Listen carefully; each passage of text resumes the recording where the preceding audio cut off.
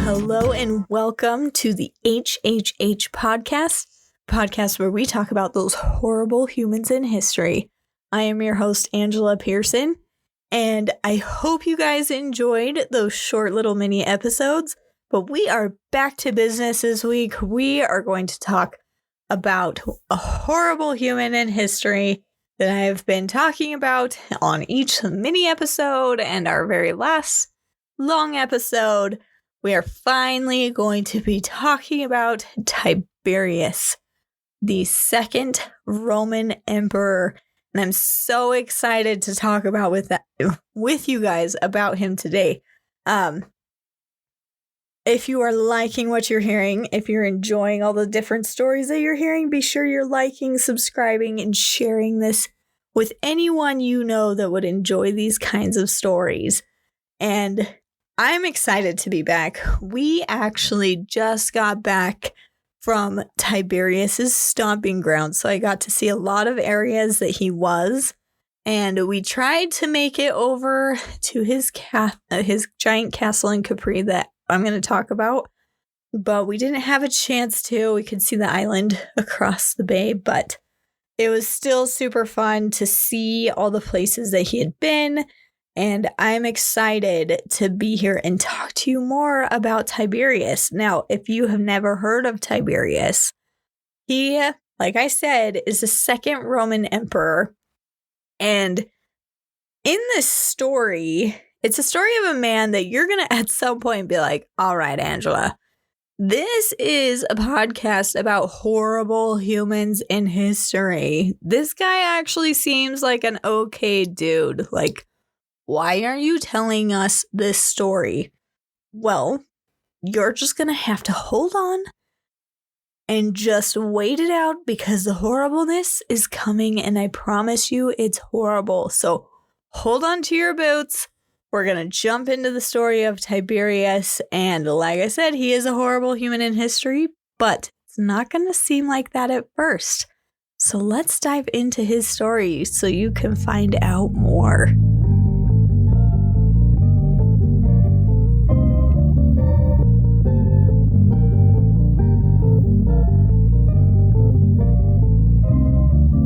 Tiberius Claudius Nero. That is Tiberius's given name.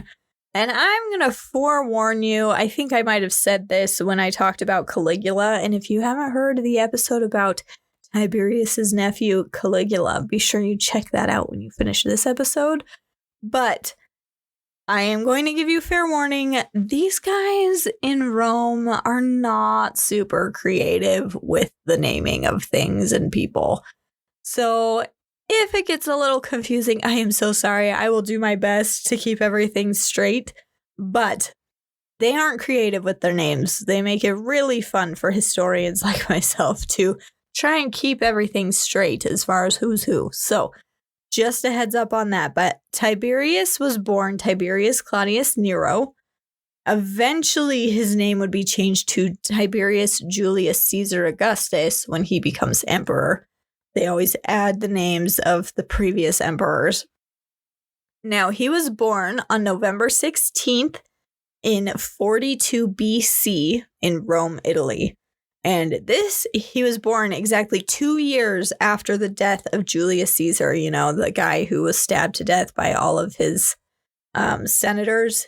Yeah, that guy. He was born 2 years after him. So his father was actually a senator and a former, I don't know why I can't speak, naval commander. And his father's name, there we go, was Tiberius Claudius Nero. And like I said, they don't have creative names, so bear with me.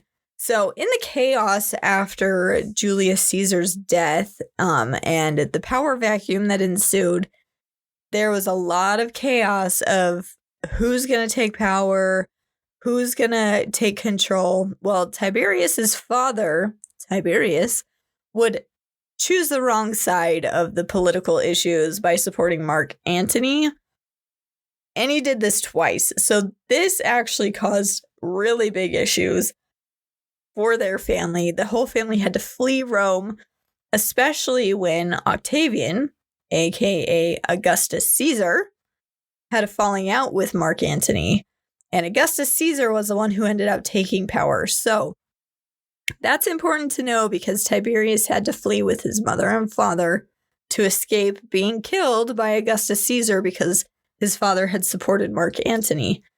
Now, Suetonius, he's a famous historian, which, side note, he was also known for being very smelly on top of his historical prowess. Apparently, he was a very smelly man, but that is beside the point. Just a fun little fact. He said about Tiberius's childhood, his childhood and youth were beset with hardships and difficulties because Nero and Livia, his mother, took him everywhere they went in their flights from Rome. So they had to flee, and they fled to cities like Naples, which was one of the places that we visited in Italy, and I absolutely loved it. Sicily, and then Sparta, but they were continually hunted down to the point where there was one instance where they were trying to flee, and their only option was to escape through a forest fire, and Tiberius's mother's hair actually caught on fire, and it was singed and pretty scary because they were trying to escape being murdered, basically, by Augustus Caesar's men. But eventually, the family was able to return to Rome in 39 BC because Octavian, aka Augustus Caesar, actually granted a general amnesty. So at this point in time, Tiberius was 3 years old. So it had been 3 years that they had been on the run, fleeing for their lives. Now, Tiberius's mother, Livia Drusilla, was only 13 years old when she gave birth to Tiberius. And it was said that she was very beautiful. And when Augustus Caesar actually saw her for the first time, after trying to hunt down her and her husband and murder them, after he saw her, he was just enamored and had to have her, to the point where he forced her to divorce Tiberius's father in 39 BC so she could marry Augustus Caesar. Now, by the way, at this point in time, she was actually pregnant with her second son that she had conceived with Tiberius Claudius Nero, not Tiberius. I know it's confusing. So she was still pregnant with their second son, and Augustus Caesar's wife was actually pregnant with their child, and he divorced her so he could marry Tiberius's mother. I know, it's all kind of messy, and don't worry, it gets worse. It gets even worse later. But just know, she was forced to divorce her husband, and she married Augustus Caesar, which I'm sure she wasn't forced to marry Augustus because he had all the power, and she saw the chance for her children to gain a lot of power. So I'm sure it wasn't that forceful, because back in that time period, it's very important to note that marriages were all political. Very, very political. They were all politically motivated, and divorce was very common. If you saw something that could be more advantageous for you, you were more likely to just divorce and go marry that other person. It was all political, no lovey-doveyness in this point in time. So just keep that in mind for future things that we will be talking about. So when Tiberius's mother, Livia, I think is how you say it. Guys, I can't pronounce names. We should all know this by now. Tiberius's brother was named Nero Claudius Drusus, and he was born in 39 BC. So he was born, and I think his mother was married like a month or two after he was born. So, but they were actually biological brothers, not just like half brothers or anything. They were full brothers. And after Tiberius's parents got divorced, Tiberius actually went and spent his time with his father. He didn't see his mother a ton until his father passed away. And at the age of 9, that's when his father passed away. He actually gave his father's eulogy at the Rostra. It's a place in Rome specifically designed for speeches in large groups of people. Yeah.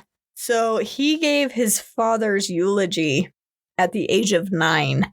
And then at that point, he did go and live with his mother and now his stepfather, Augustus Caesar. And Tiberius and his brother, Drusus, were raised as if they were going to be Augustus Caesar's successors. And at this point, again, this is only the second Roman emperor. They haven't really nailed down successorship yet. But Augustus Caesar only had a couple heir options. And Tiberius and his brother Drusus became some of those options. So they were taught diplomacy, rhetoric, literature, and military skills while they were growing up. And when Tiberius was young, he was actually often described as very shy and sullen and serious. And people actually found the way he spoke as disconcerting because he was very slow and methodical, and it led people to be very confused about what he was talking about. And this is spoilers, but when he actually took over the throne as Augustus Caesar was passing away, he basically was like, I feel bad for Rome because he is going to masticate them to death, which means he's just moving his mouth a lot and not saying much. He's just basically going to bore them to death with how long it takes him to talk. So even Augustus Caesar knew that it was painful to hear him speak, which is so sad, but probably true based off of the way people described him. So anyways, he was just really slow, kind of a little awkward. He was actually very tall, but no one would have described him as handsome. He actually had really bad skin issues, like really, really bad skin acne. But you wouldn't know it if you looked at all of the statues of his face. But I guess that's their way of photoshopping people back then. You just make them look better in the carvings that you're making. But I guess if you're the artist and he's the emperor, you probably want to use Photoshop so you don't die, right? So anyways, so he wasn't described as super handsome, but, you know, he had power. So the ladies were okay with him. At age 19, he would serve as a tribune of the soldiers. Basically, it was like a military cadet. And he fought in the battles that brought northern Spain under Rome's control again. Well, again, they'd been trying to do that for a while, but finally succeeded when he was 19. At age 22, he went east to take on Rome's oldest enemy, Parthia.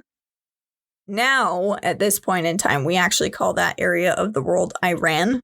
But instead of fighting, he actually put all of the diplomatic skills that he had learned as a child to the test and was able to actually get back some of the Roman standards. So these are like really fancy, like things that you hold in front of your military. They usually were like decked out with gold and jewels and whatever. So that's what these standards are. He was able to get those back after they had been lost for 30 years. And he made Armenia a neutral buffer state in between Rome and Parthia. So that way they had a little bit of breathing room. So he was pretty good at, being that communicator and using his diplomatic skills, even though he wasn't super great at speaking, ironically. So he did that. And then in 19 BC, he would actually marry Vipsania. the daughter of Marcus Agrippa. Marcus Agrippa, I'm sure you've probably heard of his name, but he was a military leader that had a lot of power and a lot of influence. And so Tiberius married her. And I know I mentioned earlier that all marriages were political, and this one was. This one was also very politically motivated, but he was actually madly in love with his wife, Vipsania. They loved each other and were in a very, very happy marriage. Keep that in mind. So he also fought battles against Rhaetia, Pannonia, and Germania, which is nowadays called Germany. He not only dominated in his battles, but he became well known for the care he actually took for all of the men that were under his command. He was very caring about his men and was very defensive of them and wanted to protect them. And so that started to spread because it really impressed people how much he cared about his men. So when he returned to Rome, he actually returned to Rome as a hero. And they would throw these things called victories. They were just basically parades to celebrate your greatness. And he got quite a few of those throughout his life. Now, there's a story, and I'm not exactly sure at what point this happened in his life, but there's a story that he actually heard that his brother had been gravely injured from falling from a horse while on campaign in Germania. So Tiberius had come home and then heard that his brother had been seriously injured falling off of a horse. And the story says that Tiberius rode for 400 miles straight, both day and night, not stopping at all to try and make it to the bedside of his brother. And he was able to make it there just in time to watch his brother die. And he was devastated. Like, him and his brother were tight. They were really, really close and really cared about each other. And so he was very distraught over this, to the point where he actually escorted his brother's body back to Rome. And he walked in front of his body the whole way until they made it back to Rome. Now, when you hear this, and I'm telling you that this is our horrible human in history for the week, I know you're having a hard time believing me. I have a hard time believing me, because this is behavior of a really kind-hearted, caring man. He didn't crave power. He actually wanted nothing to do with becoming emperor. So he just kind of like backed off, and like anyone who had a claim to the throne above him, he was just kind of like, whatever, take it. I don't care. I don't want this. He had no cravings for power. He loved his family. He loved his wife. He loved the men that he was leading. And Tiberius was a really good man. But don't worry, the story is not over yet. So stay tuned. So around the same time that he lost his brother, he was forced by Augustus Caesar to divorce his wife, Vipsania. You know, the one that he's madly in love with? The daughter of Marcus Agrippa? Yeah. He was forced to divorce her. Why? Why was he forced to divorce her? Because Augustus Caesar wanted Tiberius to marry his own daughter, Julia. Now, are you ready for some soap opera level drama? Here we go.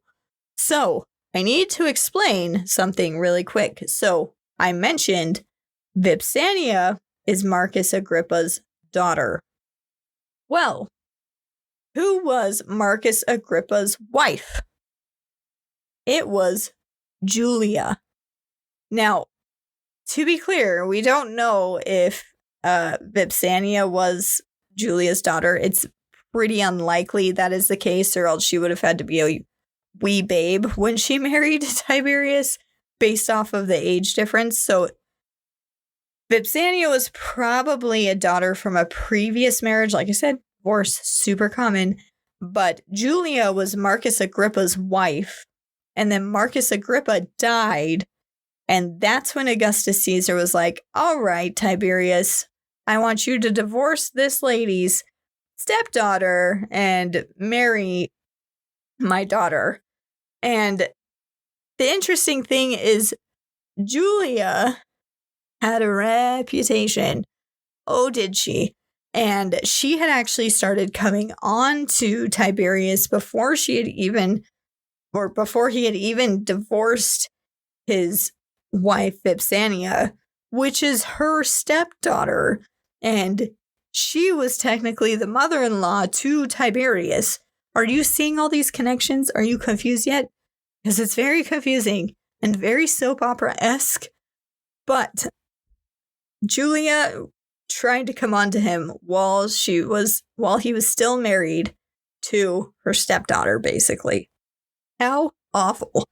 And that's how it all happened. That's how suddenly Tiberius had a brand new wife, which not only was this marriage doomed because Tiberius didn't love Julia, but like I said, Julia had a reputation for being a floozy and straying from her marital bed often. And that was a big no-no in Rome. Like, that was humiliating for Tiberius that she was doing these things. But how do you, bring that up with the emperor's daughter? Oh, and ironically, Augustus Caesar had just passed a law requiring husbands to denounce wives who were committing adultery. So these women would be banished to an island away from Rome. So here's Tiberius in a situation where he was just forced to leave the woman that he loved, to marry this Lucy, and now his father-in-law has passed this law where he's supposed to report when his wife is being adulterous, but it's the emperor's daughter. So he doesn't really want to tell him that because then that's going to make him in trouble. So he's kind of stuck in this really, really tricky situation because Caesar Augustus spoiled Julia. She was the only biological child that Augustus had. So she was spoiled rotten. He thought all the best things about her and didn't really know the extent of her skanky behavior. So Tiberius couldn't really tell him about this. So this left Tiberius, like I said, in a really tough place. So does he follow the law and report her to her father? Or does he not ruin the emperor's vision of his quote-unquote innocent daughter? Which one did he choose to do? He chose to go back to war in Germania to help consolidate Rome's power. That is why he did. So avoidance. Avoidance was the solution that he picked. So he ran back to the battlefield because that was a safer place for him than the situation he had just been placed in. So that was actually probably the best choice that he could have made at that moment.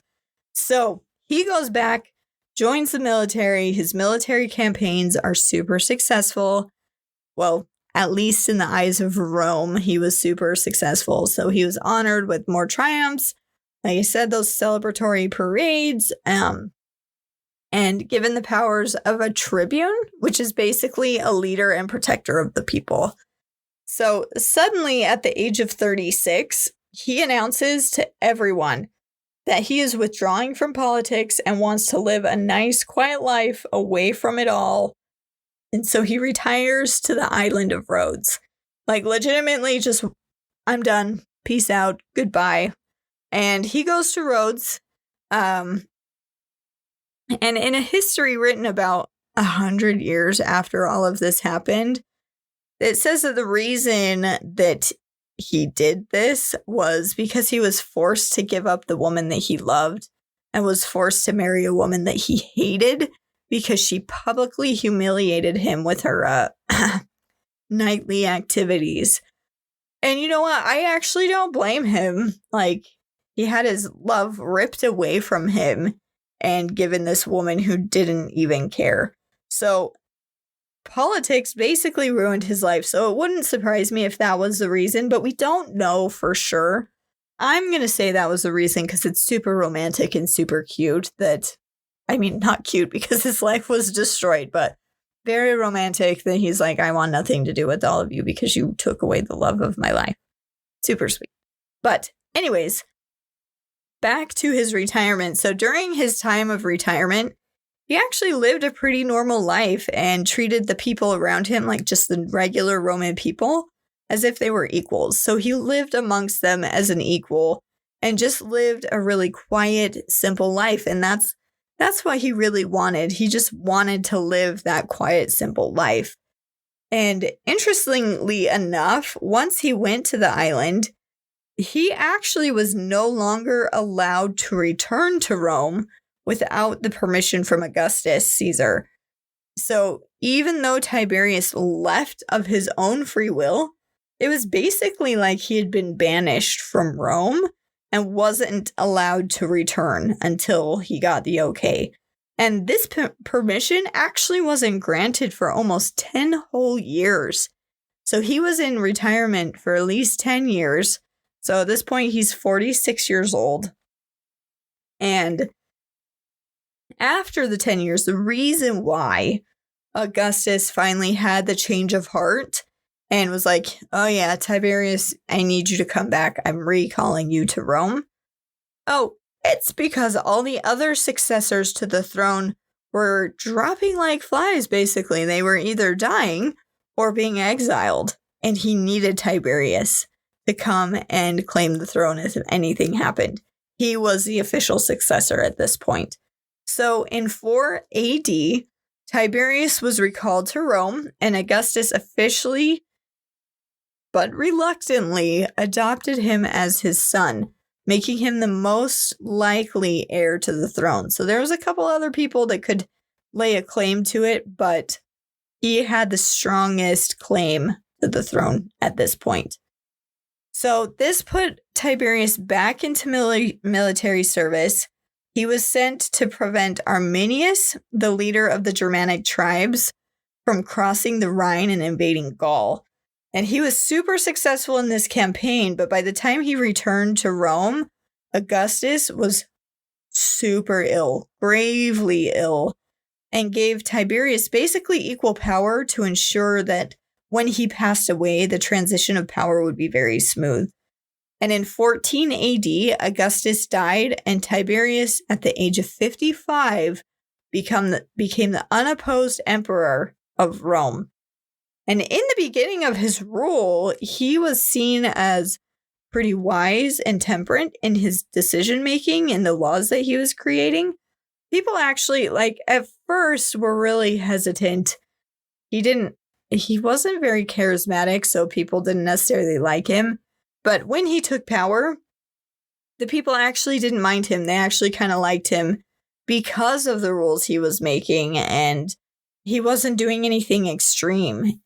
He displayed a little bit of force and violence to secure his power. For example, he had the other person who could have laid a claim to the throne and possibly fought him on who should actually have the throne. I mean, he just had that person murdered. No biggie. It's fine. So just a slight amount of violence. And he also discouraged other people who were threatening his power, aka the Senate, the people who offed Caesar. Yeah, those guys were still at it, threatening the emperor. So to control them, he brought the Praetorian Guard to march an easy marching distance with it, near Rome. So if the Senate got out of control, he could just call those guys in and take them out. So the Senate was under control because of that. But other than those two things, His laws seemed pretty sensible and thought through. He didn't start any new wars or seek any new conquests. He didn't move around politicians just to shake things up. Like, he consolidated all the things, stopped wasteful spending, saved a lot of money in the national treasury, and even cut back on the gladiator games, which the Colosseum, super cool, guys, super cool. Until you start thinking about all the gladiators that died, all the people that died and suffered in there. Just don't think about that when you're in there. It's fine. But he cut back on those gladiator games. And I know what you're thinking. Angela, this guy sounds like a pretty decent leader. What the heck is going on? Just be patient, okay? We're getting there. So, he wasn't super open to other religions. And when I say he wasn't super open, I mean he wasn't open at all and really hated other religions and called them cults. And he abolished cults, specifically Egyptian and Jewish.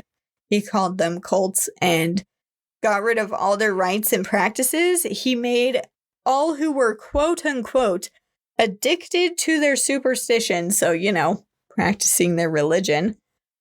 He made them burn all of their religious items so they could no longer practice, and he forced Jewish men to serve in the army.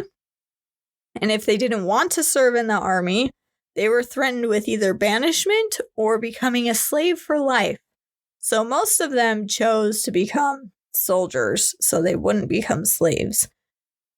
Now, everything seemed to be going pretty smoothly with the people. I mean, the whole religion thing wasn't super popular, but, people eventually went along with it. But people started having an issue with him when he started to use widespread delation.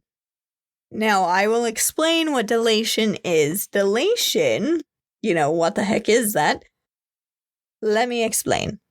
When wealthy people committed crimes, they usually had to pay either fines or they had things confiscated to pay for the crime. Well, there at this time were no paid prosecutors. So basically, anyone could lay a claim against someone else and say, oh, this person did this thing to me, or this person committed this crime. And if they proved that that person, or at least convinced people that that person was guilty, then that person would have to pay fines or have property confiscated. Well, the person who is convicting them or bringing the charges against them, did I mention gets a portion of the money or property confiscated? Yeah, so think about that. Think about how well this probably went. There's no way anyone would possibly make things up just to get more money out of people. No way. It's not like that happens now, right? But these people were just, as long as you could convince someone, you could get some profit off of this. And this kind of became a job for some people. So this made Tiberius not super popular. So that was a negative thing that people started to not like so much about Tiberius. And then another thing that people didn't like so much about Tiberius was the list of crimes punishable by death increased. And a couple of them included, if you beat your slave by a statue of Augustus, you could be killed. If you changed your clothes by a statue of Augustus, if you brought a coin stamped with Augustus or Tiberius's face on it into a brothel, or if you criticized any acts or words of Tiberius, all of those things punishable by death. All of those. And that's just a couple of them. So the people were having a little bit of issues with, fearing that at any moment they're going to be prosecuted for something that they didn't do and lose half of their wealth. And they didn't want to mess up because they didn't want to be killed. So he was starting to lose a little bit of his popularity. even the most powerful families in Rome started to fear the delatores. Those are the accusers. That's the name that they had, was the delatores. Now, we have reached the moment you have all been waiting for on bated breath. The moment that broke Tiberius and made him become the monster that he is known for. Here we go. In 23 AD, Tiberius' son, Drusus, died. Now, from that moment on, something in Tiberius' brain broke. He just could not handle things anymore and was no longer himself. He broke, literally broke. So from that moment on, he was not the same Tiberius as he was before. So he started pulling back away more and more from the affairs of state. And Sejanus was a commander of the Praetorian Guard. He started giving Sejanus more and more of the day-to-day tasks and duties to run the state, and Tiberius pulled away pretty quickly. And he also became more brutal. And I'm sure you would never guess this about a leader that became a tyrant. He became more paranoid.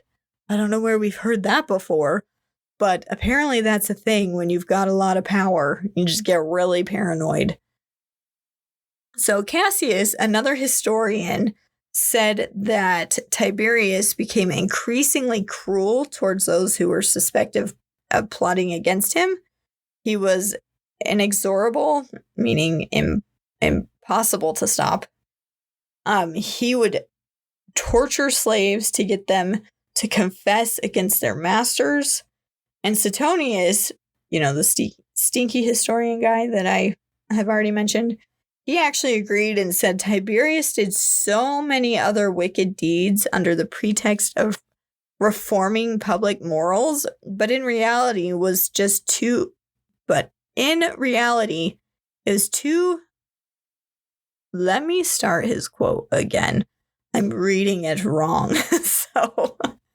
So he said, Tiberius did so many other wicked deeds under the pretext of reforming public morals, but in reality, it was to gratify his lust for seeing other people suffer. I got there. We did it.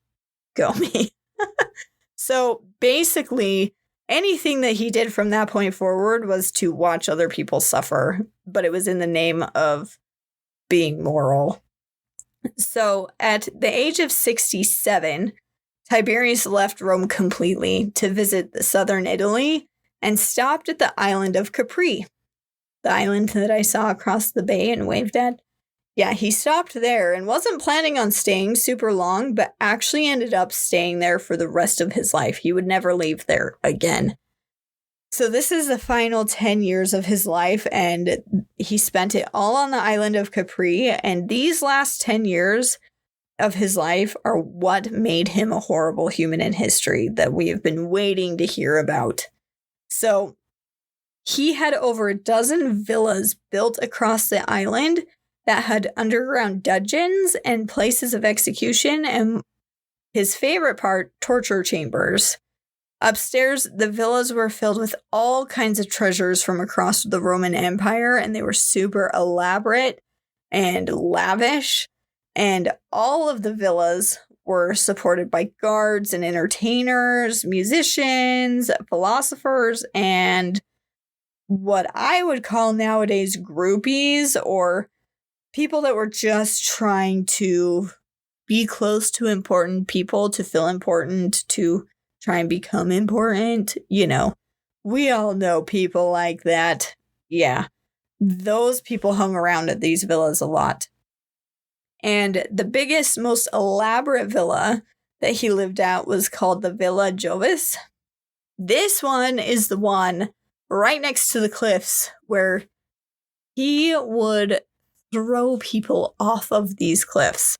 I'll explain that a little bit more in a second. So, this is also the villa that our friend Caligula, like I mentioned, his nephew would visit. It overlooked the Bay of Naples, which is beautiful, by the way. I loved it. He commissioned artists to fill all the walls of his villas with super erotic paintings, and he had troops of entertainers available for himself to entertain him in whatever he pleased, in whatever way he pleased, if you know what I mean. I have to keep this, okay, confession. I have to keep this podcast clean, because I know some of you might listen with little ears around, and I don't want them to hear some of the stuff. But not only that, the stuff this man did is so disgusting that I do not even want to repeat it. So I will give you a general idea, but I am not going to go into any really specific details, because this man was sick. He was yucky. All the stuff that he wanted, it just icky yuck. So I will keep this as clean as I can while still giving you some important information, like having entertainers that will do, whatever he wants them to do. So he also had a harem of what he called minnows around to nibble on his things, his whatever he wanted while he bathed. Yeah, these minnows, I'm sure you gathered, were not fish. Young children. Yeah, if you hadn't caught on to that. So he had that available to him. He required his highborn guests to perform in front of him as well. And he even had a library of suggestions and samples that they could follow in case they needed help coming up with ideas. In his gardens around the villas, he would have his servants dress up as nymphs and other mythical creatures and had them busy doing adult things that he could stumble upon at any moment throughout the gardens in the nooks and crannies. I'm telling you, this guy is gross. And these are the things that I can tell you about. So just use your imagination on that one. So he also enjoyed causing pain, hence the torture chambers.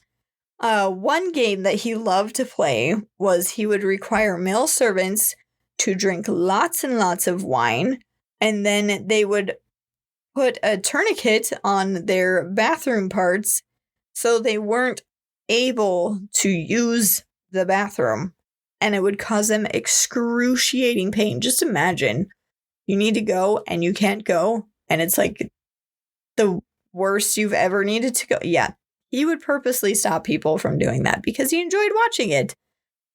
Now, if anyone complained about his treatment or about what he requested them to do, he would break their legs, or worse, throw you off a cliff. He often would throw people from the cliffs once they were no longer useful. So he would have them perform, or he would force them to do things with him. Again, I can't talk about it in detail. And once he was done with them, just throw them off the cliff because they were no longer useful. So something, like I said, this man was a good man and something broke in his head. I think the politics broke him. So some people were so traumatized by the things that Tiberius put them through that they would actually end up killing themselves over the trauma to try and escape what they had experienced with him. Now, he drank super heavily, and after all of these indulgences, his health was severely affected. Now he was bald. He had painful sores all over his face and skin that would fill with pus. and these sores would ooze, and it often smelled terrible, which gave him a nickname of the Old Goat, which I'm sure he did not know about, or else lots of people probably would have been killed because of it. He had doctors actually come over from Egypt to try and help him with the sores on his face and on his body, and it said that they cauterized the sores, and sometimes they cauterized them so deep that the hot iron actually hit bone. Like, it sounds so painful, but it sounds like with what he was doing to other people, he kind of deserved a little bit of that pain. Now, they think he had either cystic acne, pulsar psoriasis, or mentagra. Those are all skin conditions, and the mentagra was actually a skin condition that was plaguing Rome at the time so badly that Tiberius actually sent out a law that you could no longer, like, kiss greet each other, you know, those pecks on the cheeks. He outlawed that because this was such a severe thing spreading throughout Rome. So a lot of people think that's probably what he had, and they even thought it could be as bad as leprosy, but the descriptions that we have of his skin issues aren't descriptive enough that we have a good diagnosis. Like, we can't really pinpoint for sure what was his issue. But eventually, after all of his partying and abusing other people for his own sick, twisted indulgences, he realized that Sergianus had gained a lot of power and a lot of followers, and he did not like that. So it's believed that Sergianus actually saw himself as the next emperor and was just moving forward as if he was going to be the next emperor. And to remove the only threat to the throne, which, by the way, was Tiberius's son, Drusus, it's thought that he actually murdered Drusus with poison. And maybe this is why Tiberius broke, because it was the politics that ended up killing his son. And Tiberius launched an investigation because his son's death was so suspicious. He even once, during the investigation, mistook a friendly visitor from Rhodes as a key witness and beat him so severely, but he eventually realized, oh, oopsie, this was someone just coming to be like, hey, how you doing? But he needed to cover it up, so he just had the man killed to cover up the scandal of him beating someone that didn't deserve to be. Yeah, that's where we're at. Then Tiberius started treason trials to weed out anyone who was conspiring against him. Sound familiar? Dictator much, Tiberius, huh? So people were starting to get a little scared of him because you never knew who would denounce you or say that you were plotting against the emperor. So he eventually denounced Janus and had him executed. And one of the stories of his execution I heard was that he was actually thrown to a crowd that ripped his He got ripped limb from limb by the crowd of people, and then his parts were left for the dogs. So it was a pretty brutal execution. And so for the next 6 years, death spread like wildfire in Rome, as anyone who was even accused of having connections or support of Sergianus would be killed without hesitation. So it was kind of like a witch hunt where people were just accusing each other to get people out of the way, kind of thing. The historian Tacitus said, "There lay singly or in heaps the unnumbered dead of every age and sex. The illustrious with the obscure kinsfolk and friends were not allowed to be near them, to weep over them, or even to gaze on them too long. Spies were set around them who noted the sorrow of each mourner and followed the rotting corpses till they were dragged to the Tiber." So basically, he would have people watching to see if you were upset that your family member was killed. And if you were upset, then you must be part of the conspiracy. And he would have you killed as well. So there's even a story that while he was on Capri, like this is how paranoid this man was. A fisherman brought him a mullet for a gift. And no, I'm not talking about that nasty, nasty haircut. Blech. No, I'm talking about a type of fish. And Tiberius was so paranoid that he thought this man was there to, like, I don't know, poison him or something, that he ordered his guards to rub the scales of the fish on the man's face, which actually cut open the man's face and made it bleed because it was so rough. And the man supposedly shouted, "Thank heaven I didn't bring him the huge crab I also caught." Well, that was a whoopsie, because then Tiberius ordered that the huge crab be brought and also rubbed all over this man's face. Tiberius lost it. He literally went crazy. He was killing everyone. He was torturing people. He was doing nasty, nasty things to people. Something in his brain broke. And like I said, Tiberius would never return to Rome. And while away, he chose Caligula to be his heir. Because, Caligula had been coming to the villas, had been training with him. He really did care about Caligula like he was his own. So he adopted Caligula, just like Augustus had adopted him. Well, at the age of 77, Tiberius actually hurt his shoulder while trying to throw a javelin and ended up in bed. And apparently, an injured shoulder back in these days could turn into a fatal injury pretty quickly, which is so crazy to think about if you just throw out your shoulder and you're not thinking, I'm going to die from this. But back then you could. It's nuts. Thank heaven for modern medicine. Anyways, so he injured his shoulder and soon fell into a coma after becoming ill from his shoulder injury. Now, Caligula was sent for because the doctor said Tiberius was going to die in the next few days because he was that bad off. But to everyone's surprise, Tiberius actually woke up and started recovering. Well, we all know our friend Caligula. That could not happen. So he took his adopted father's life. We aren't sure if he was the one who did it or if he had someone else do it. But he literally took his adopted father's life into his own hands when supposedly he suffocated him while Tiberius lay in bed. So that's one version of the story. There's a couple. I think the one in the episode about Caligula is slightly different. It depends on the source that you look at. But it was Caligula that ultimately was his demise. Now, the people were thrilled at his death.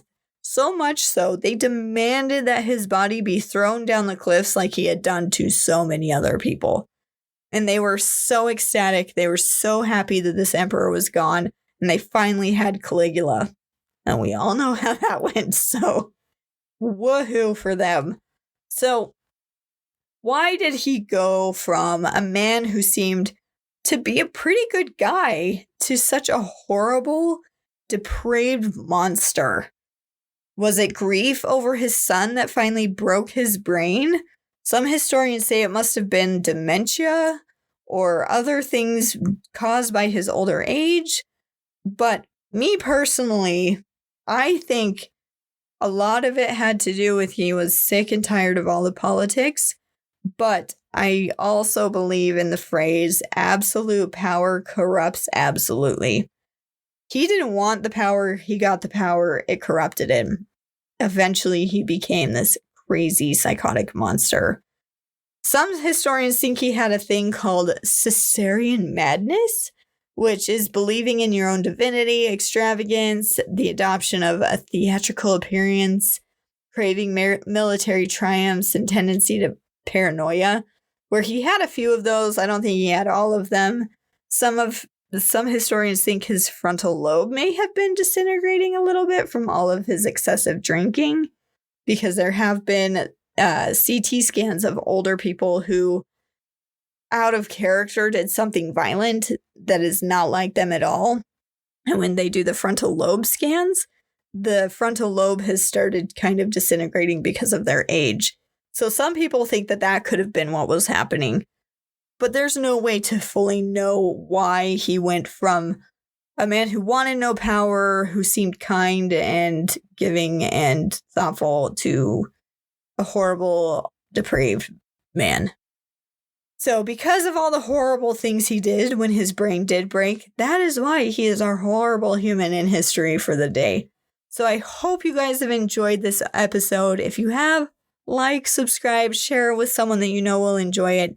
Next week, we are going to be talking about the infamous Russian leader. And I know you know who I'm talking about. Just kidding. You might not know. I'm talking about Ivan the Terrible. If you have not heard about Ivan the Terrible, just based off of his name, I'm sure you can tell he's terrible. He is horrible. He was the first Tsar of Russia that plundered the land and terrorized his people. So tune in next week to find out what made this man so terrible. So we will see you guys next week on HHH, the podcast about horrible humans in history. See you guys soon.